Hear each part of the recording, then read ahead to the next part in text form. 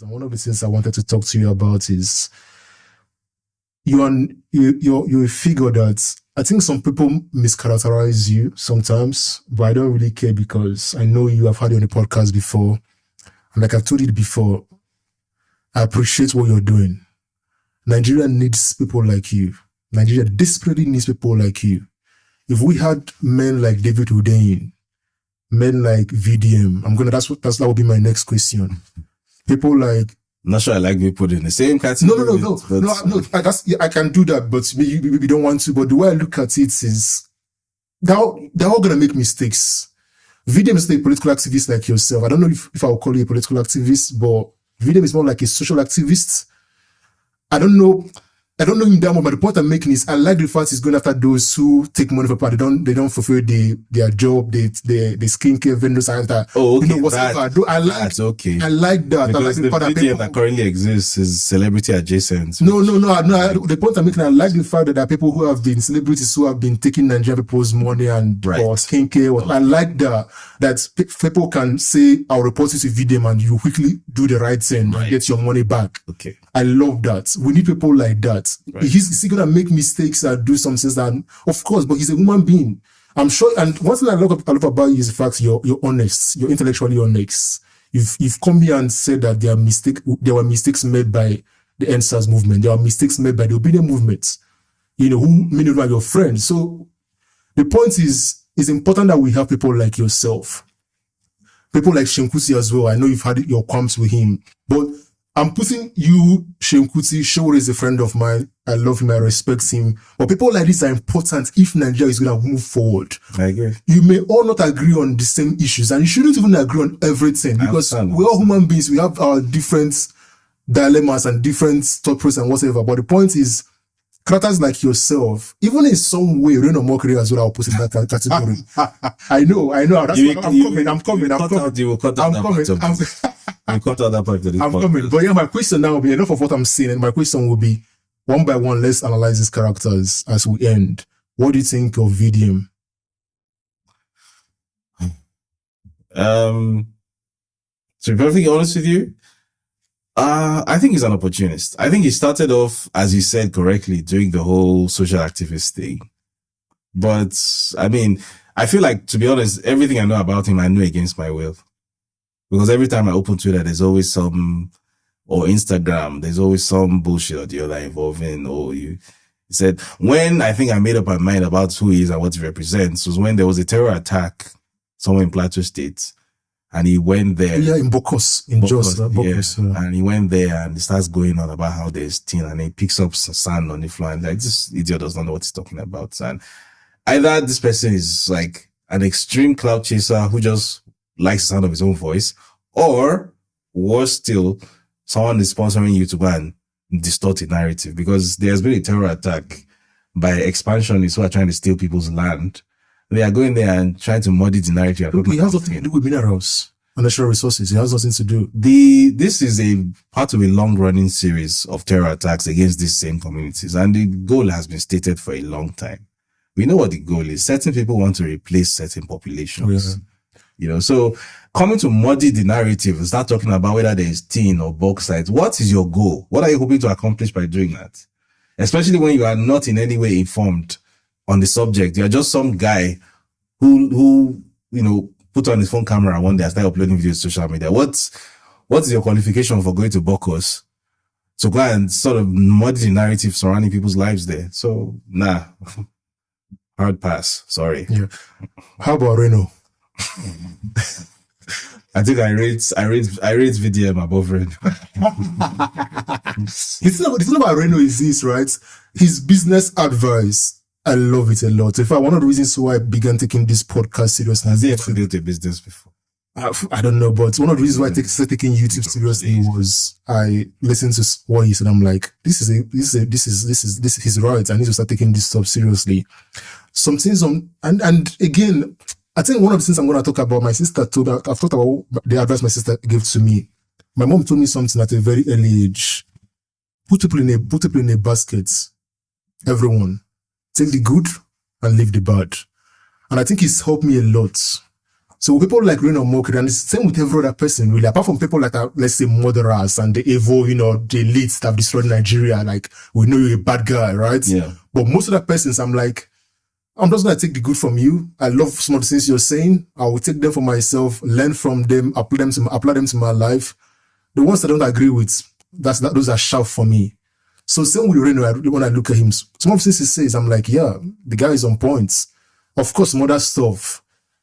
I mean, the reason I have no respect for him whatsoever is very simple. I don't respect people who say one thing with a very high degree of certainty today. Like, it's an opinion. And you say it today. And tomorrow you express the exact opposite opinion without acknowledging what you said yesterday or trying to explain why that position has shifted. And then you start acting as if you've always had that opinion. You're a dishonest person. That's why I don't rate him, because he does that. Because 1 minute I remember prior to the election, Tinubu is a drug dealer, yada, certificate forger. And after the election, and maybe he's trying to worm his way into the corridors of power again or whatnot. And then he starts going on about how Tinubu is the best thing since sliced bread. Tinubu can do no wrong now in Reno Omokri's eyes, and he doesn't have any other song to sing other than Peter Obi is the devil. Now, it's like, dude. How about Sowore? Sure, Yele Sowore is someone that I actually have a lot of respect for. Exactly, I was gonna say, because so many things on this podcast, he will say the same things. I actually have a lot of respect for him. Where I guess we differ, and we do differ on this a lot. Where we differ is, we differ on two things. First of all, I'm trying to frame this without sounding accusatory. He's affiliated with the Ford Foundation, right? Okay, I've read it on his Wikipedia. I read it on his Wikipedia a few years ago. So the Sahara Reporters is CSO funded, basically. Oh, okay. NGO funded. So, and I have a big problem with American CSOs. Yeah, for good reason. Yeah, with very good reason. Yeah. So there's that. But that's sort of the less serious problem. What I really disagree with him about is his methods. And what I mean by his methods is that he seems to think that if Nigeria is going to, we do agree that Nigeria needs a revolution. We both do agree on that. What we disagree on is that he seems to think that revolution can only happen with him as the vehicle. That's his problem. So I don't know whether it's an ego problem or whether it's the fact that he has spent so many years surrounded by a cult of personality, because he does have a very thick cult of personality surrounding him. I think that story is not told enough. He has there are dozens of kids that he recruits from university campuses, basically, who, like, you can't, Sowore is like Jesus to them. So you remember the way Buhari had this crazed cultic support in the North once upon a time? That's the kind of support Sowore has with that group of people. And my problem with that is, first of all, a great leader should be able to tell when his support is genuine, organic, and when his support is born out of a cult of personality. I don't think he can tell the difference. I think he genuinely thinks of himself as being this huge fish. I mean, let's put this into context, right? Sowore has run for president how many times now? Three times. Has he ever scored 50,000 votes nationwide? Ever? Even once? To the best of my knowledge, he hasn't. Yet, it might surprise you to know that the reason why he has such a big problem with Peter Obi is that he believes that third force, that creation of a genuine third force contender in 2023, which Peter Obi was, he believes that Peter Obi took his spot. That somehow it was going to be him. And then Peter Obi came in as an opportunist and then stole his thunder.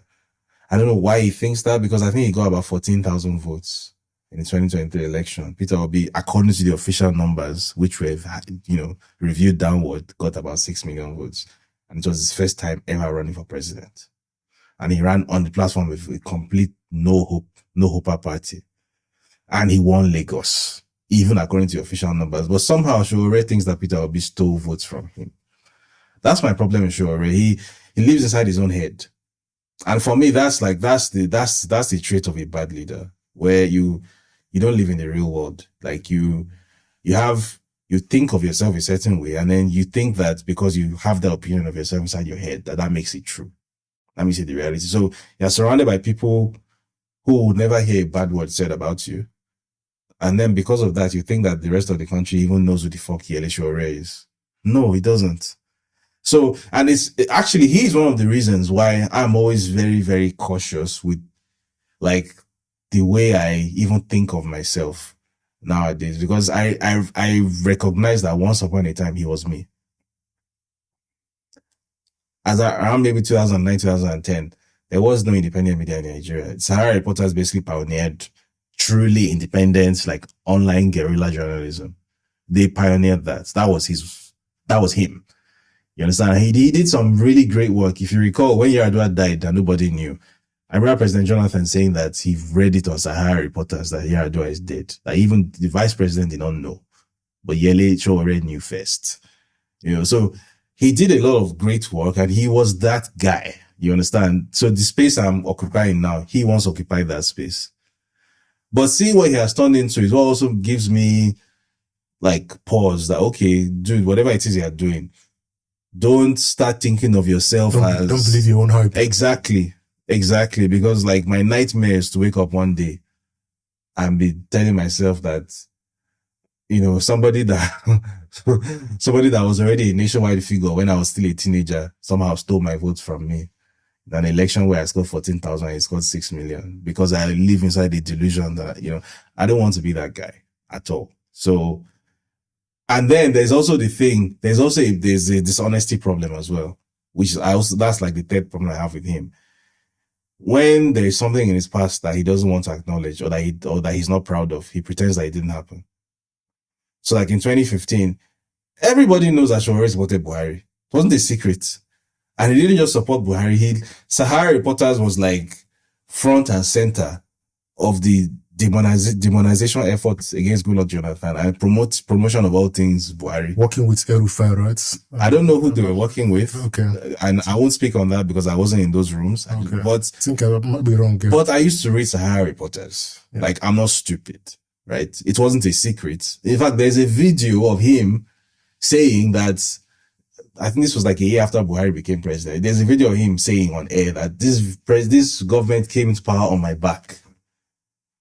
There's a video of him saying that. There's also a video of him at when Goodluck Jonathan conceded and there were those celebrations going on. There's a video of him there, right there, celebrating and people backslapping him and stuff. And he just doesn't acknowledge it. And nowadays he claims, according to his official history now, that he has always been in the opposition. They never supported Buhari. And for me, that's like, you are basically Kim Jong-un. Because that's what Kim Jong-un does. He rewrites official history all the time. And I'm like, you've not even become local government chairman yet. You're already exhibiting all these Kim Jong-un tendencies. So the day someone mistakenly goes and gives you presidential power, are we not going to start disappearing in the night? Like it was under General Abacha? Like, you understand? So those are the issues I have with Sowore. I respect him as a person. I just don't think he should ever be the president of anything. As someone who knows him personally, I think he's a great guy. I think, and I wish you guys would squash whatever. We don't have differences. Don't get me wrong. There's no beef. You know, I respect him. Or perhaps, okay, let me put it this way, or perhaps an alliance that involves you, Sowore, and these guys, because I think it's going to be a powerful alliance. Just my opinion. Sowore does not do alliances. The only alliance he does is the one that has his face. Yeah, just my opinion. I believe that Nigeria would be better off if there was an alliance that had David Hood. You're not wrong. Yeah, you're not wrong. You know, I'm sure. Yeah, you're not wrong, and I have no problem working with people. I don't need my face to be at the front of anything. That would be a powerful alliance. Imagine having you, Sowore, VDM, Seun Kuti. I wish you would not keep putting that VDM inside that bracket. But if we Soyinka, it's actually an insult to Sowore and Seun Kuti to put VDM inside that bracket. Who the fuck is VDM? Sorry. How about Soyinka then? The professor. I love him, obviously. I mean, you know, he was my last guest before you. know. So, I mean, I think he's the only fault you have with him is his critique of Peter Obi. And I think it was constructed. I don't think there was anything. And this is my issue with obedience, man. And this, I hope they would recognize that. He has no critique of Peter Obi. But something you need to understand about Prof. Soyinka is that when he starts going off on Peter Obi, Prof. Soyinka does not have any problem with Peter Obi. I can tell you that for free. All that stuff he says where he's criticizing Peter Obi is 100% bullshit. He doesn't mean it. In fact, prior to the election, again, stories that have gotten lost in time. Soyinka used to talk to Peter Obi. Like, he was like, I wouldn't go as far as to call them friends. But Soyinka has never had any problem with Peter Obi. The entire reason why Soyinka all of a sudden turned into Peter Obi's number one up is that Peter Obi was backed by Soyinka's one enemy, Olusegun Obasanjo. That's the reason. That's it. That's the end of the story. That's the reason. It's not something that is public knowledge, but I feel like it's something people need to know. So Soyinka is an old man, and old men with grudges can be very funny like that. Soyinka does not have any problem with Peter Obi whatsoever, but Soyinka absolutely hates Olusegun Obasanjo, probably with good reason. I don't know. Whatever is going on between them, it's two of them that know. But they do not like each other. Soyinka detests Obasanjo. And because Obasanjo was very, very both visibly and under the table, in many ways that are unseen, was a supporter of Peter Obi. In fact, some even believe that the emergence of Peter Obi almost like out of nowhere, that Obasanjo played a role in it, that he pulled some strings somewhere. And I think Soyinka found out that this person that he actually likes is being pushed by this arch enemy of his. And since then, Peter Obi can do no right. I don't think Soyinka believes anything he's saying about Peter Obi. Soyinka does not have any problem whatsoever with Peter Obi. Soyinka has private conversations with people. You understand? So maybe by saying this, I'm putting people in trouble now. Because maybe he'll figure out where information is coming from. I don't know. But I just think it's important for the public to know that Wole Soyinka does not have any problem with Peter Obi. So every time Wole Soyinka comes on a show or a podcast like this, start bad-mouthing Peter Obi, he's lying. He's not being truthful. Only Professor Soyinka knows in his mind what he's doing, right? I don't know. For me, everybody in Nigeria, and this is one of my problems with public figures, and not just public figures, but Nigerians in general. Everybody in Nigeria is always working an angle. So, like, you called me to your podcast. Yes. I didn't ask you for pre-approved questions. I didn't ask you I would never do that anymore. I just came because I know that I'm going to sit in front of a mic and I'm going to tell the truth. Yes. That truth might get me into trouble, but I said what I said. I talk, I no keep person. That's how I see things. Yeah. Unfortunately, most people in Nigeria put them in front of this mic and their mind starts moving. And they're calculating calculations and thinking of how to use this as leverage. Bro, I cannot. It's a big frustration of mine. Nigerians are just chronically dishonest for no reason. For no reason at all. Even when nobody's asking you for, you don't need to lie. You have me ask the question, you just volunteer a lie for no reason. Because I'm sure, I didn't watch the whole of your interview with him, but I'm sure you were not the one that was goading him into, give me a sound bite about Peter Obi that will go viral and then everybody will start insulting you. I'm sure he didn't do that. He's the one that volunteered by himself to start saying what nobody asked him for. Just because he's trying to score some points against some guy in Abeokuta. And I'm like, bro, why are Nigerians like this? At what age? Let's talk about, how about Kuti finally? I don't have any problem with Kuti. Okay. Seun is the problem I had with him, which was around the election period last year, I think was also down to his affiliation with the Sowore people. Okay. Because I think they had a similar problem. But I think unlike Sowore, Seun Kuti is a lot more, Seun Kuti lives in the real world a lot more. I love him. He's a cool guy. I had him on the podcast. I don't think Seun Kuti is not the kind of delusional person that thinks that he's going to run for an election and win tomorrow. He has his own political party. Yes, he does. But he sees it as a movement, not as a, just to conclude on this topic, I think imagine an alliance that has these characters is going to do a lot of wonders. And I hope that one day we see this forging of characters.